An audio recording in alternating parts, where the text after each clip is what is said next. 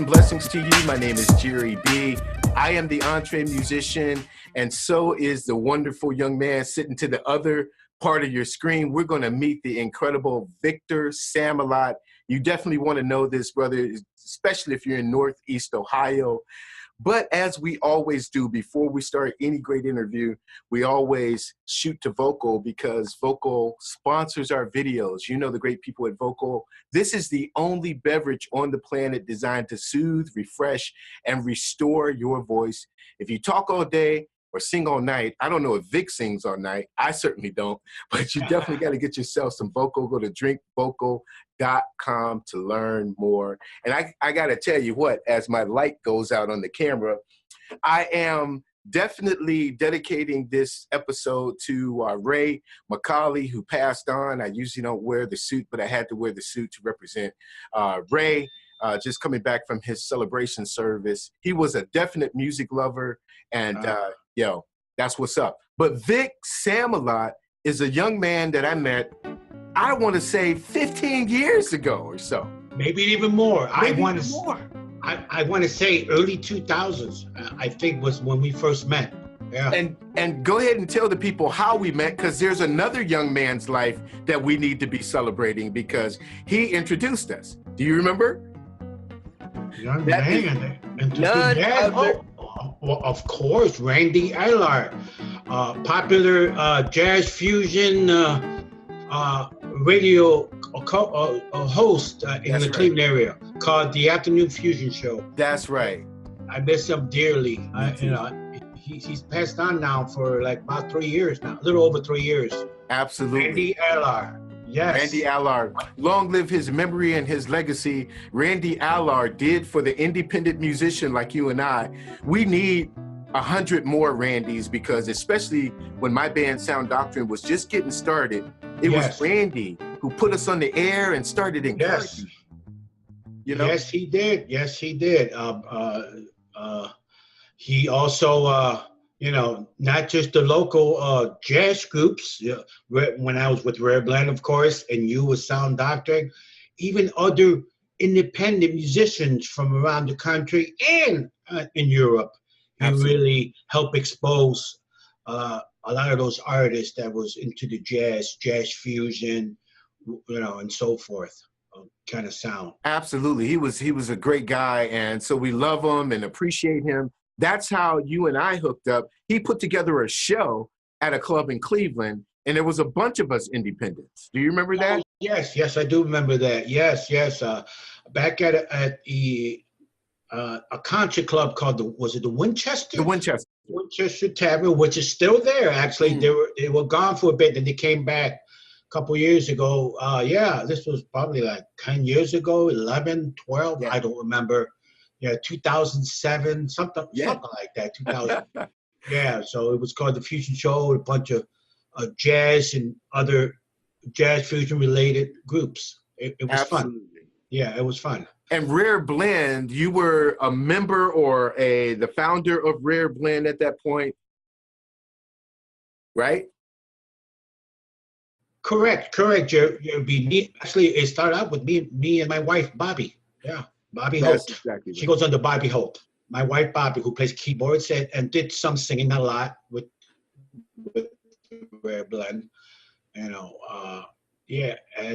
Just to let you know, the band started in '95 from a 2-piece, and then all the way to 2010 as a 4, sometimes 5-piece, and then we just took a hiatus and just never got back. We just called it quits, Is that right? But that was what, after 2-3 albums, right, that you had? Actually, JB, we have 5 albums. Wow. We have 5 albums, yeah. We put out 5 albums, all independently, Now, can you get those albums at CD Baby or somewhere? Sure, CD Baby, iTunes, Google Play, downloads, of course. But yeah, CD Baby for CDs. And as you're aware, CDs don't sell like they used to, So, we can get into that a little bit too. That's a whole nother topic. That's a whole nother topic, Jerry B. Well, tell us about Vic Samalot. When did you get started in music, man?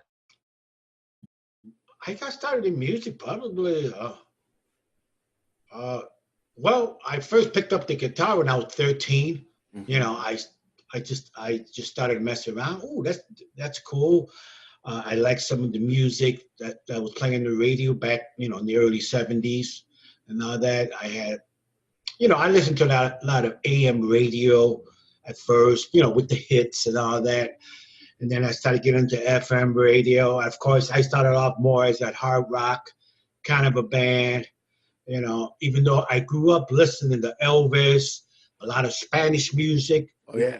from my father, because that's how I grew up. I grew up as a Puerto Rican family raised.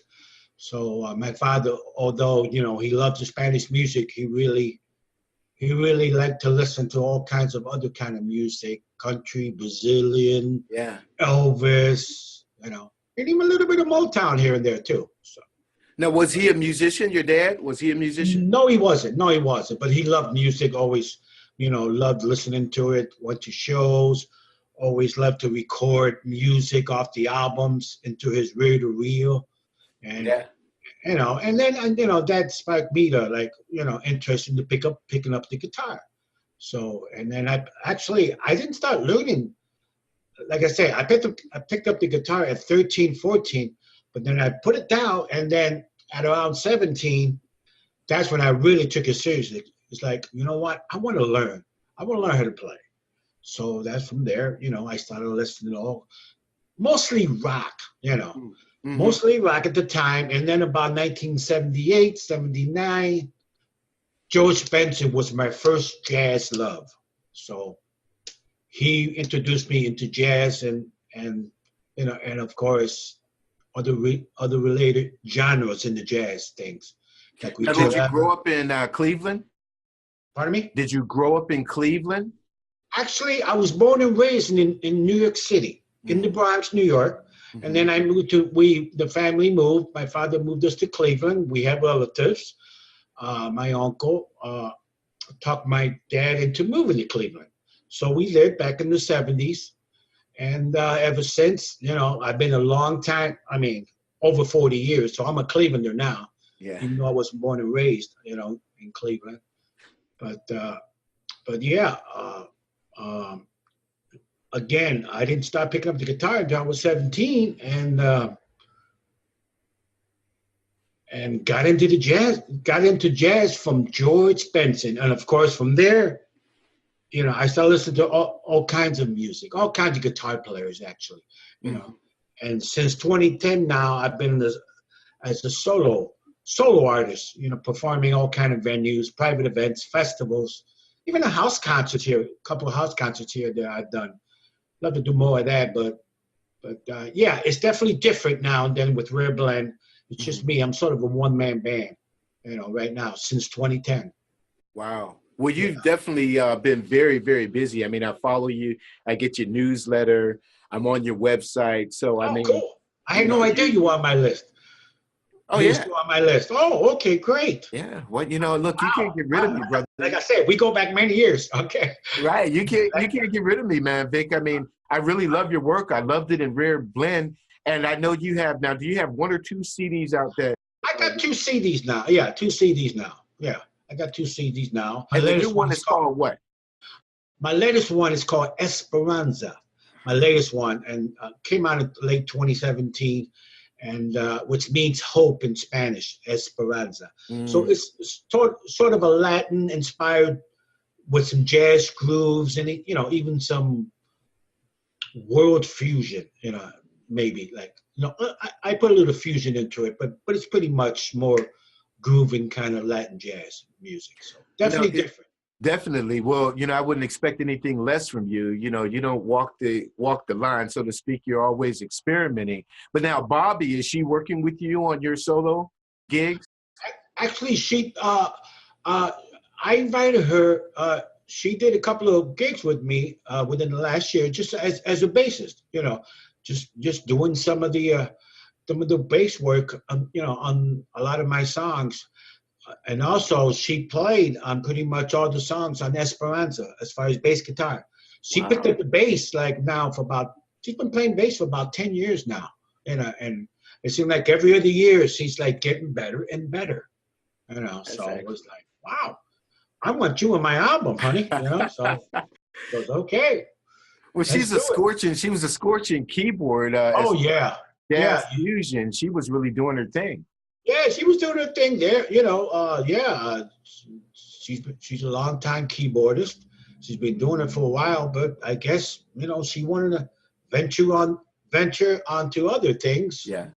You know, so she got into the bass. She started learning the bass. You know, and she loves it. You know, so.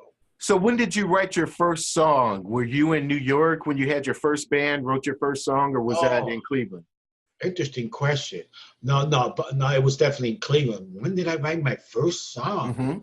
It would have to be with Rare Blend. My first actually professional song. Let's see. Yeah, probably a song called Isabella. Yeah, which is on the first Rare Blend CD. That's Mm-hmm. probably my first song, you know, that I've ever written.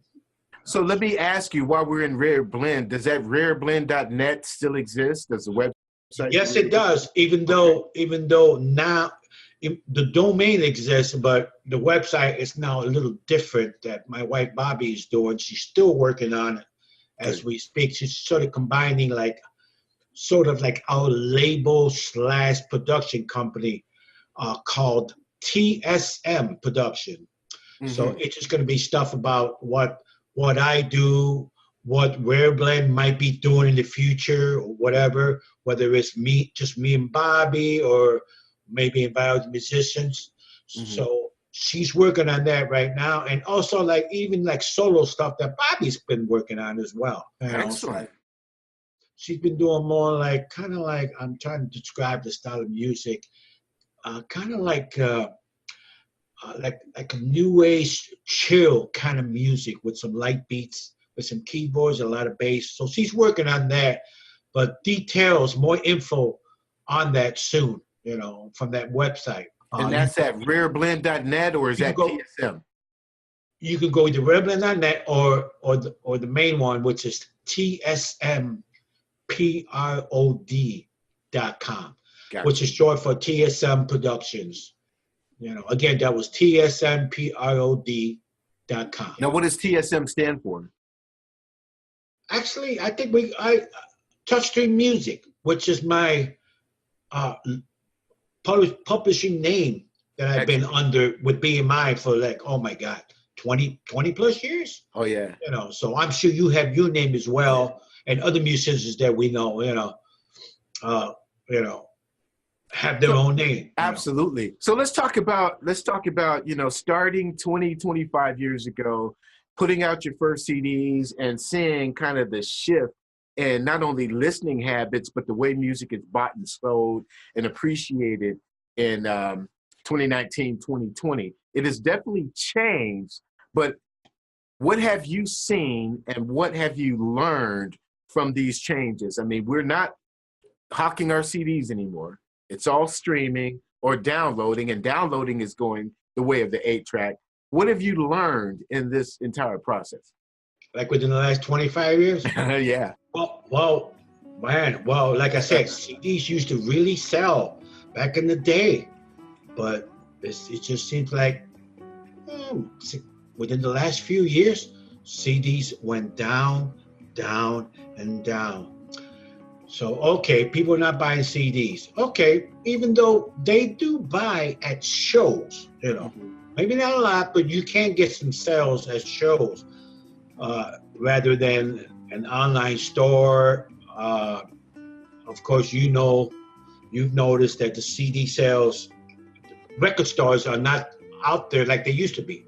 They've all closed. You know, now it's just Walmart or whoever. But it seems like musicians nowadays, you know, to just make a living, especially with selling the music, is to try to create your own fan base.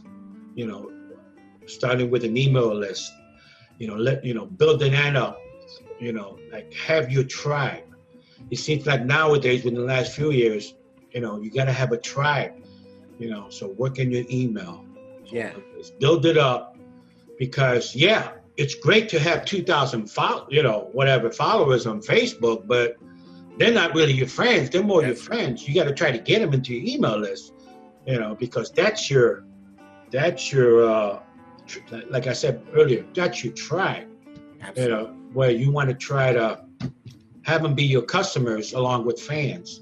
So it seems like that's the way you got to do it these days. Spoken like a true EntreMusician, Yep, and I'm that's trying.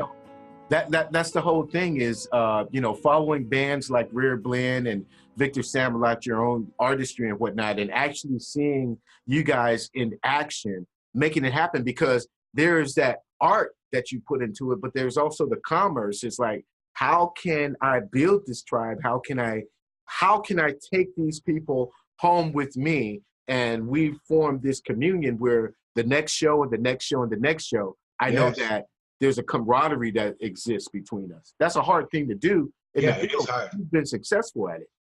Yes, yeah, I'm doing pretty good. I mean, can I be even better? Absolutely, but I'm still working on it.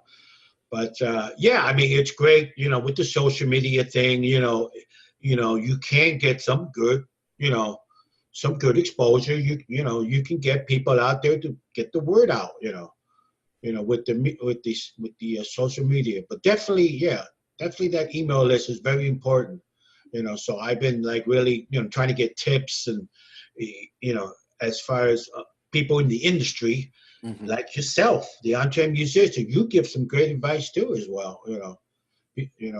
Along with other people in the industry. It's mostly because of all the mistakes that I made. Yeah, me too. That's where good advice comes from. Hey, don't do this, That's right, Jerry B. Yep. So tell me, with respect to booking, now that you are a solo artist, sometimes you and Bobby, is it an easier gig to book rather than having 5-6 pieces? Yeah, it is a lot easier, especially when you're a solo or a duo, because there's even more opportunities, like for smaller places, to play. Yeah, most definitely, especially as a solo artist, just me. Pretty much, I mean, you can get booked anywhere, like for whether it's a retail or a private event. But then again, that's not to say, there's bands that, of course, they can play pretty much anywhere too. But as a solo artist, there's definitely even more opportunities, where you can, like, for example, gig at a library and have a presentation of your music, engage in the music and with the folks about your music and talk and so forth. So definitely, yeah, there's a lot more there's a lot more opportunities for solo artists out there. So you'll be doing this gig for a long time then, right? Oh, yeah, I've been doing this for a long time. Even though, I do get the itch, every now and then into having some guys with me and, possibly, have a band. I don't know if it's going to be Rare Blend, but, possibly even do my music, because I've been talking to some people here and there. So who knows? I might, have a band, maybe, that consists of a drummer, a percussionist, because my latest CD has a lot of percussion in it. So percussion, as far as congas and so forth, little tablas and shakers and so forth. So I might want to do, a band down the road for my solo releases. So we'll see what happens. That's excellent. Now, some of the videos that we put together talked about, the strengths and the weaknesses, or the challenges, for lack of a better word, of being in that band dynamic, because, that band dynamic is this unusual marriage, especially when you go out on the road together or you're touring and you have multiple personalities and whatnot. Sound doctrine and Rare Blend aside, just your experience is being a part of a band or ensemble. What have you learned, that are your greatest assets, and what do you think are the greatest challenges in being in a band? Greatest assets, and challenges. Yeah, there can be a lot of times where you bump heads with other people, with the band, not agreeing with this or that. After many years with being, as a band, it's like a marriage. You know it as well as I do. It's like a marriage. And, there's going to be times where, you're not, people are not going to agree with, chord progression. that chord progression as far as a writing thing, but after a while being together as a band, maybe sometimes, people can be crabby or maybe they want to move on to something else, but yeah, it definitely has its challenges. But I gotta say, we did put, even though there was times we had a lot of different drummers, we didn't always have the same, personnel in Rare Blend. We did get along really good, but towards the end, like the last 3-4 years of Rare Blend, it just wasn't the same, as far as it's just, I don't know. I think, it seemed like maybe like we needed to move on, within each other. Sure. But sure. But I am always grateful with the musicians that jam with me and Bobby, my wife Bobby. Mm-hmm. Understood. So the asset then is what? The greatest asset you would feel? The greatest asset was just, I guess, having fun, when during the great times, having fun and really actually learning from each other as well too. With that, whether it's your drummer, your bass player, your keyboardist, like, you can also learn from that person. They give good advices, where, it's like, oh, good tip, and vice versa as well, Right. So, yeah, I mean, it's good to have other people, especially collaborating too as well. So Mm-hmm. I've learned a lot, through, on some of the musicians that have been with Rare Blend, for example, Jeff Scott, who's the bass player, awesome musician, awesome bass player. I learned a lot from him, as far as, some time signature or even some writing, but awesome musician from Jeff, so. That's excellent. Now, have you gotten into licensing any of your music for film or TV or anything? No, you know what? I never got around to that, so I would love to sometime, but especially nowadays, it seems like, wow, a lot of independent artists are getting their music licensed. Sure. Just like you. Absolutely. You have, and congrats on that too, by the way. Great job. But I haven't got around to that. I really should look into it and get into license opportunities with the music of Rare Blend and my solo stuff as well. But absolutely. I got a few bars of your music, whether it's the total arrangement of it or going back into your basic tracks and taking that bass line or that strings, the string part or whatever, you never know what a movie director is looking for. Right. And so I would encourage all musicians, especially EntreMusicians, it's just another road of income that now the streaming has taken a lot from the CD sales, then here's another opportunity to see how far you can stretch your music. Thank you, Jere B. That is on point. I'm definitely going to look into that. Well, I know you and Bobby are working all the time, you're writing all the time and whatnot, and why not? Why not try it? So let's talk about gigs. What do you think was your best absolute gigging experience, and what was your most challenging gig? Best gig experience. Oh, I have to say, probably taking it out on the road, out in a place in Baltimore, Maryland. We had a really nice show. We put a nice concert at this place called Orion Studios. It was like kind of like at a warehouse where this guy would always have concerts from bands all over the world, believe it or not.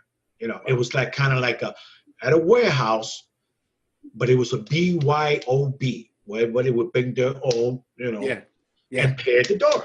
You know, so I really had a great experience performing at this place in Baltimore called Orion Studio Showcase. Another great experience was probably the Columbus Jazz Fest, RIP Jazz Fest. I'm sure you're aware of that one. Yeah. RIP. That was a great great time performing there. We had a really nice crowd. I think we might have opened for Special Effects, that band. Oh, wow. Yeah. Chili. Yeah, so that was a great time. Yeah, Special Effects. And I think Kevin Eubanks was in the bill too, I think. Wow. Yeah. Well, Chili was just at Nighttown last weekend, I think. Yes, he was in the Cleveland area, Nighttown. Yes, he was. Exactly. He was. Yes, I couldn't make it, but he's still doing it. So what was your most challenging gigging experience? Oh, I'm sorry. I almost forgot about that. That's all right. That's why I'm here. Well, if it's not Rare Blend, I'm going to fast forward it. My most challenging gig is becoming a solo artist. You're the only person on stage. Holy cow, was I scared. It's like, oh my God, everybody's watching me, not the whole band. Right. That was very challenging. Wow. And as I kept doing it, kept practicing, I got more and more comfortable, Jerry B, where I was able to perform, you know. And then after that, I got into the looping, you know, where I got a device where I would record tracks on the fly. So that helped me even more develop like a one-man sound. But definitely starting the solo really was very challenging for me. But I overcame it, and the more I did it, the more comfortable, you know, I was able to do it. So yeah, that was definitely challenging. That's excellent. So what advice can you give us on dealing with booking agents? I'm sure you have your favorite agents that you deal with, or, you know, promotional companies and getting your gigs, or, you know, what advice can you give as far as booking your gig from the cold call to the follow through? First of all, you got to spend a lot of time, a lot of emails, a lot of writing, a lot of inputting on your computer. If you don't want to do that, then you're not going to get no gigs. Understood. Well, anyways, my advice, the way I book gigs, first of all, I hardly ever work with an agent. Maybe here or there with Rare Blend, but we did it all ourselves, Rare Blend. But as a solo artist, what I developed as far as how I got gigs, of course, you know, getting some exposure, getting your name out there, you know, helps. But what I did is I always developed like a database of all these contacts, you know. I put it all in a mailing list, you know, all these places I want to play. And I would touch base as far as cold calling. I would, you know, phone call, email. I would always touch base every couple of weeks, you know. Okay, they're not interested in you yet. That's okay. That's all right. Leave that information in your records. Come back to that place 6 months from now. Try it again. No, okay, that's all right. Keep them in the database. Try next year, a year and a half. Dude. Bingo. They might say, oh yeah, I've been seeing your name around. You know, so yeah, you know, then they might give you a chance. You know, but definitely collect all your.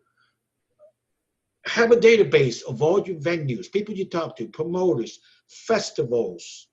That have a database. Even if you can't get no bookings, that's okay. Keep in contact. Let them know you're out there.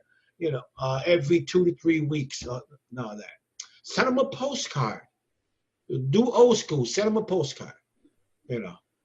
So that's how I develop relationships with venues and bookers. You are the dude, Victor. That's why your website calendar continues to fill up, man, because of that. I think that's just outrageous.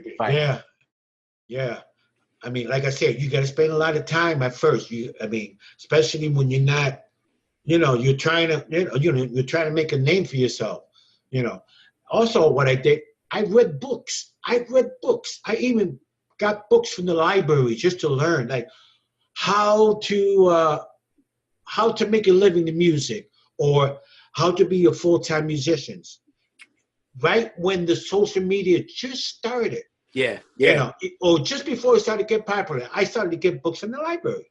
Right. And then nowadays, with the social media, there's a lot of like indie people that, I guess they have a service, they charge, there is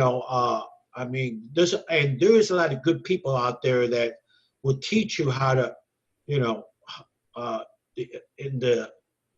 the insides of become a full-time musician. Sure. But definitely you can always, the internet has a lot of information, Google nowadays, but back in the day, I just read the books. There's still nothing wrong with that. No, me too. I visited the library. In fact, early on, there were some books that I had never even brought back.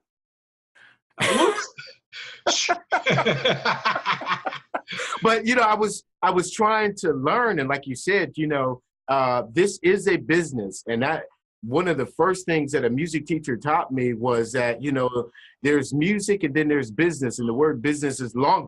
Oh, beautiful! That's what I forgot to say. You got to also be a businessman. Exactly. Business as well as a musician. You gotta put your business cap on, businessman cap, whatever. Your booking agent. Yes. But and I see a lot of musicians always wondering, I don't know why I can't get gigs. Well, you got to learn the business, got to learn the ropes. I'll say this, and I'll say this with as much sensitivity as I can toward musicians. And again, that was the seeds of putting the EntreMusician together, is because there are so many incredibly talented musicians. I mean, it's incredible. There's no shortage of talent, of guys and girls who shed and they know their instrument up and down, but they don't know the very first thing about making a call or sustaining a call or what to say or how to follow up. What you said was so important. You said, if they say, no, thank you, we're not interested, don't take it personal. Keep it in the database. Call them 6 months later. That's valuable. Yes, sir. Exactly. You hit it on the head. There's so many talented musicians out there that they don't know how to sustain a booking. Correct. No. Correct. Or they get the booking and they show up late for the gig. Oh, that's not a good impression. Yes. Or they don't show up at all. Or, I mean, there's something wrong on the business end, and that's just as much leverage as being awesome on your instrument. Because if you're awesome on your instrument, that might get you in the door, but it won't keep you there. You know what I'm saying? Right. That is exactly correct, Jere B. You hit that on the head. Your advice is right on point. Now, tell me, what question did you want me to ask you? You're thinking, we're going to do this interview, and I want the people to know this, and I haven't asked. What is that question? Okay. For you to ask me questions that I want you to ask? Yes. Oh. I'm saying, was there a question that you thought I should have asked you, Victor Samalot, and I didn't ask? Gotcha. Oh, okay. I don't know. I mean, I'm having fun. I like the questions you've been asking me so far. Well, we're having so much fun, but the 30 minutes that we have together is almost over. So I want to. It's almost over. Maybe ask me, what is your website? Oh, that's going to be up on the screen. Yeah. I know it's victorsamalot.com. Right. Okay. And so will the people. But with respect to TSM Productions, you run a recording studio, production studio? Oh, no, not exactly. It's just pretty much my own personal studio. Yeah. Gotcha. That's what it is. Yeah. So, it's just like a company name, that I've had now for a while. So. Good. And so, Bobby, we can expect some solo projects from Bobby as well? Yes. Some definitely different kind of music, kind of like chill out, ambient. She'll be playing some bass, a little keyboards here and there, but, stuff like that. So. And that's Holt, Bobby Holt. Correct. Yeah. And she goes by the stage name, Bobby Holt, Holt. Does she have her own website? I can throw that up on as well? Pretty much under the TSM PROD website. Yeah, under that. So. Excellent. Well, I got to tell you, man, I am so grateful not only to have you as a fellow EntreMusician, but to have you as a really good friend. It's like sometimes we don't talk for months and months, but when we do talk, we pick right up from where we left off. And I really honor you and respect you, man. Likewise, Jere B. I mean, I know we've been friends for so many years.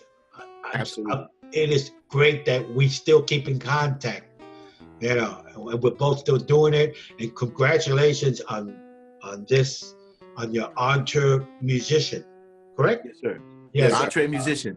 Entrepreneur, musician, just smash them together. EntreMusician. And I've also heard of musicpreneur as well. Sure. Yeah, we were talking about that. I do tag that, and I don't know the gentleman's name, but I want to get in contact with him because my whole thing is not about competition. It's about collaboration. Exact. The guy that goes on the musicpreneur, because I guess he teaches or he has like he teaches indie artists, about the music. He's a really cool guy. His name is Carlos Castillo. That's his name. He lives out in the West Coast. Excellent. Yeah, Carlos Castillo. He goes under Shirley Family, something like that. But anyways, look him up. Yeah, Carlos Castillo. I will look him up. Yeah, Castillo. I get his email too as well. I don't know him really personally, but I get his email now for probably like at least 6-7 years. He gives great tips. He has like programs, and he does like webcasts every now and then, like yourself. Excellent. Excellent. Yeah, I will hit him up because again, this is one situation here. It's not 2 or 3 or fragmented where you can dialogue and network and market together. Why not? Oh, that would be fantastic. Yeah, if you and Carlos could do something, yes. Because I know he's done it with other like people in the what am I trying to say, in the indie music world. For example, like Bob Baker. You ever heard of him? Oh yeah, definitely. Bob Baker and Ariel Hyatt, like that. So yeah, absolutely good people, all great advice. I'll put those links in the description box below too. So that if you don't have access to Bob Baker or Ariel, you can definitely do it. I've networked with the 2 of them. I think they're great people, and they give they are. Advice. Jere B, I forgot one more thing. Sure. And I know that I totally forgot. It's like under the TSM under Bobby Holt's project, it's called Mind Lab Music. Mind Lab. Yeah, Mind Lab Music. Yeah, that's her solo project. So look out for her project. That's the name she's been going under. She put out an ambient CD actually in 2011, and I play guitar on it. Mostly features her on the keyboards and doing other stuff. But anyways, it's called Mind Lab Music. I just thought I'd mention that. I appreciate that. Absolutely. Well, peace and blessings to you. And we'll talk again soon. But this is Victor Samalot, acoustic guitarist, excellent musician, excellent EntreMusician. And his wife, Bobby Holt, will have all those links for people to get in touch with you. You can join his email list at victorsamalot.com. And peace and blessings, my brother. Thank you so much for joining me. You are welcome, and thank you. This was fun, Jere B. I'm so glad, and thank you for asking me to do this. Thank you so much, and continue the great work as well. Absolutely. We'll do it again, my friend. My name is Jere B. I am the EntreMusician. So is Victor Samalot, and so are you. We'll see you next time. Take care, man. Blessings. Blessings.